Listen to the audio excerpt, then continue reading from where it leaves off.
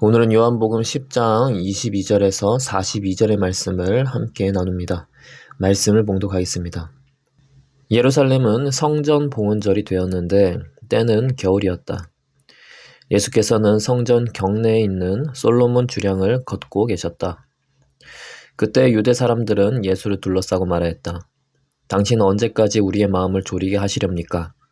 당신이 그리스도이면 그렇다고 분명하게 말하여 주십시오. 예수께서 그들에게 말씀하셨다. 내가 너희에게 이미 말하였는데도 너희가 믿지 않는다. 내가 내 아버지의 이름으로 하는 그 일들이 곧 나를 증언해 준다. 그런데 너희가 믿지 않는 것은 너희가 내 양이 아니기 때문이다. 내 양들은 내 목소리를 알아듣는다. 나는 내 양들을 알고 내 양들은 나를 따른다. 나는 그들에게 영생을 준다. 그들은 영원토록 멸망하지 아니할 것이요. 또 아무도 그들을 내 손에서 빼앗아가지 못할 것이다. 그들은 나에게 주신 내 아버지는 만유보다도 더 크시다. 아무도 아버지의 손에서 그들을 빼앗아가지 못한다. 나와 아버지는 하나이다. 이때 유대 사람들이 다시 돌을 들어서 예수를 치려고 하였다. 예수께서 그들에게 말씀하셨다. 내가 아버지의 권능을 힘입어서 선한 일을 많이 하여 너희에게 보여주었는데 그 가운데서 어떤 일로 나를 돌로 치려고 하느냐? 유대 사람들이 대답하였다. 우리가 당신을 돌로 치려고 하는 것은 선한 일을 하였기 때문이 아니라 하나님을 모독하였기 때문이요. 당신은 사람이면서 자기를 하나님이라고 하였소. 예수께서 그들에게 말씀하셨다. 너희의 율법에 내가 너희를 신들이라고 하였다 하는 말이 기록되어 있지 않느냐? 하나님의 말씀을 받은 사람들을 하나님께서 신이라고 하셨다. 또 성경은 패하지 못한다. 그런데 아버지께서 거룩하게 하여 세상에 보내신 사람이 자기를 하나님의 아들이라고 한 말을 가지고 너희는 그가 하나님을 모독한다고 하느냐? 내가 내 아버지의 일을 하지 아니하거든 나를 믿지 말아라. 그러나 내가 그 일을 하고 있으면 나를 믿지는 아니할지라도 그 일은 믿어라. 그리하면 너희는 아버지께서 내 안에 계시고 또 내가 아버지 안에 있다는 것을 깨달아 알게 될 것이다. 그러므로 그들이 다시 예수를 잡으려고 하였으나 예수께서는 그들의 손을 벗어나서 피하셨다. 예수께서 다시 요단강 건너쪽 요한이 처음에 세례를 주던 곳으로 가서 거기에 머무르셨다. 많은 사람이 그에게로 왔다. 그들은 이렇게 말하였다. 요한은 표징을 하나도 행하지 않았으나 요한이 이 사람을 두고 한 말은 모두 참되다. 그곳에서 많은 사람이 예수를 믿었다. 아멘. 예수님께서 선한 목자라고 가르치신 후 시간이 조금 흐른 때였습니다. 이때는 겨울이 되었고 성전 봉헌절이 된 때입니다. 성전 봉헌절은 수전절이라고 합니다.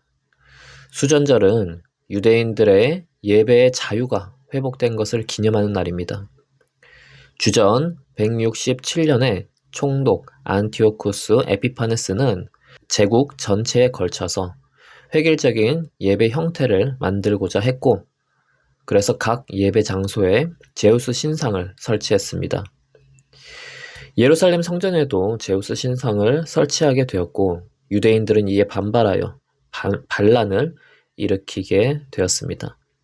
그 주동자가 바로 유다 마카비였습니다.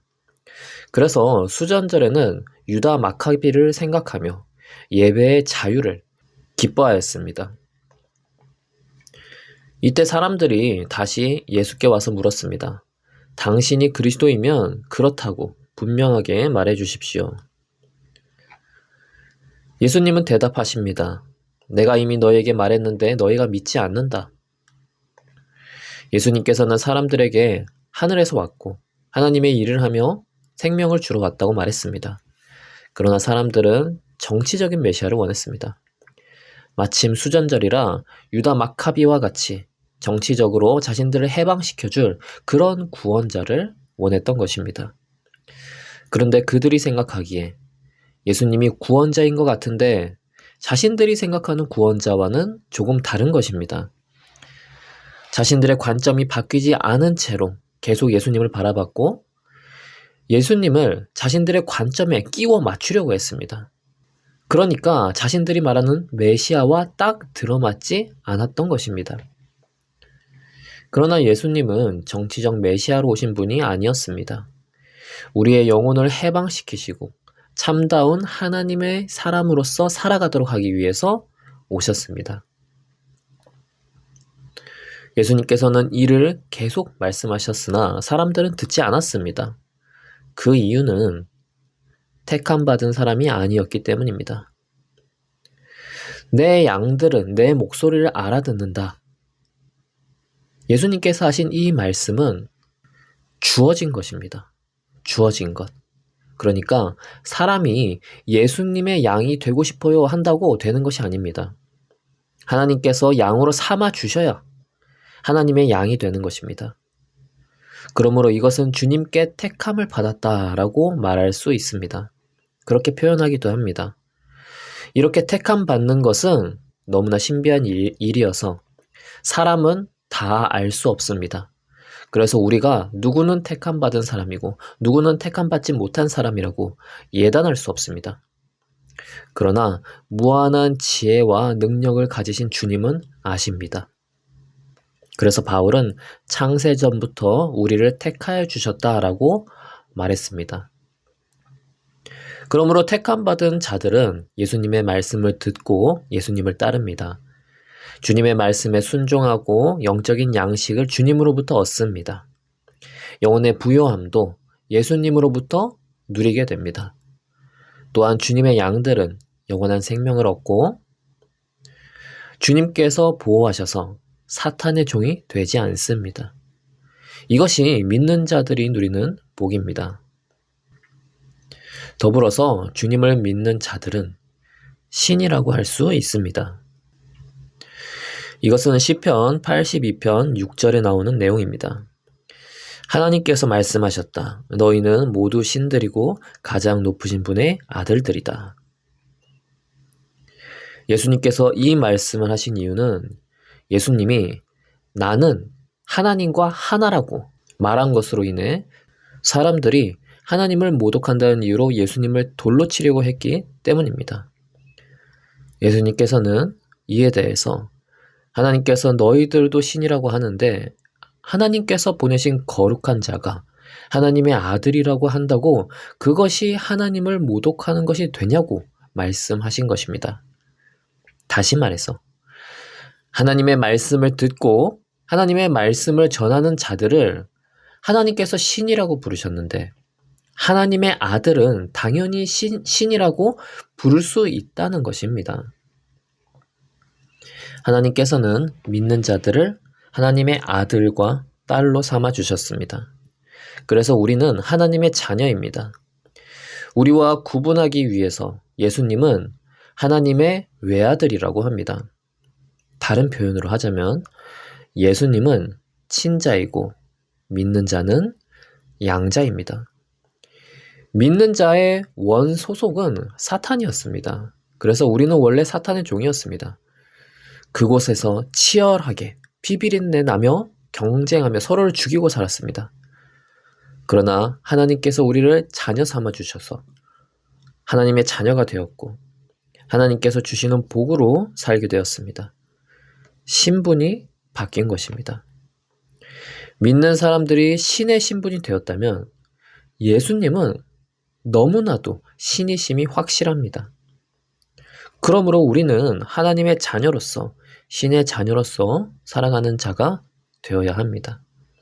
하나님의 말씀을 듣는 자가 되며 그 말씀에 순종하며 사는 자가 되어야 합니다.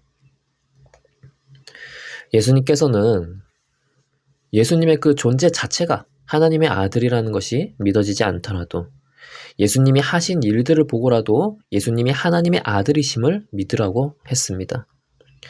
우리는 성경에 예수님이 어떤 일들을 하셨는지를 보면서 어느 누구도 할 수 없는 일을 예수님께서 하셨다는 것을 깨달아야 합니다. 예수님께서는 죽은 자를 살리셨고 풍랑을 잠잠하게 하셨으며 보리빵 5개와 물고기 2마리를 가지고 약 2만 명이나 되는 사람들을 먹이시는 일을 했습니다. 무엇보다도 예수님께서는 십자가에 죽으셨다가 3일 만에 부활하셨습니다. 이것을 통해서라도 우리는 예수님이 하나님의 아들이심을 믿어야 합니다. 예수님이 하나님의 아들이심을 믿고 우리를 구원하심을 믿으면 우리는 영원한 생명을 보장받으며 주님 안에서 안식을 누리며 살게 됩니다. 기도하겠습니다. 하나님 아버지, 주님께서는 우리를 하나님의 자녀로 삼아주셨습니다. 이로 인해 예수님을 믿지 않는 자들이 누릴 수 없는 참 쉼과 참 소망을 가지게 되었습니다. 죄의 종으로 살지 않고 하나님의 자녀로 살게 해주심에 감사드립니다. 그리고 우리가 예수님을 바라보며 믿음을 더욱 견고히 하고 예수님을 쫓는 삶을 살 수 있도록 인도하여 주시옵소서. 예수님의 이름으로 기도합니다. 아멘.